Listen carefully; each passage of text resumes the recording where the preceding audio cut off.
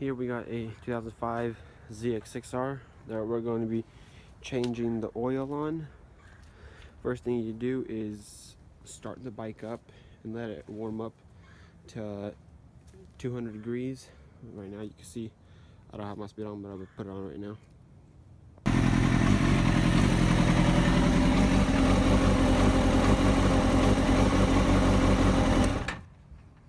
The bike warmed up already.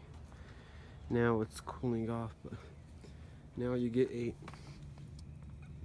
can take off all the plastics, but you take off this bolt, which is a 17 millimeter, and I have it on jack stands, so it was standing straight, and then you start draining your fluid.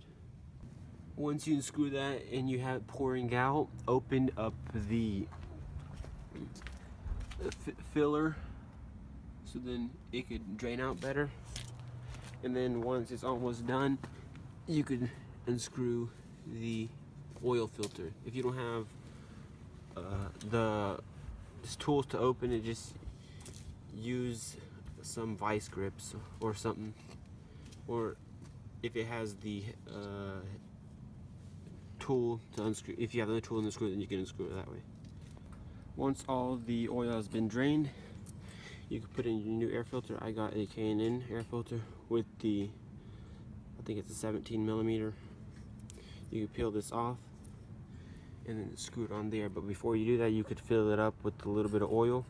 And the outside O-ring, you could put some oil on it to make sure it doesn't crack or anything. Whenever you tighten your filter and you tighten this washer, bolt, make sure you change the crush washer, and then you can get your oil and start filling it up through here. Use a funnel if you want to, or if you have good aim, you could put it in.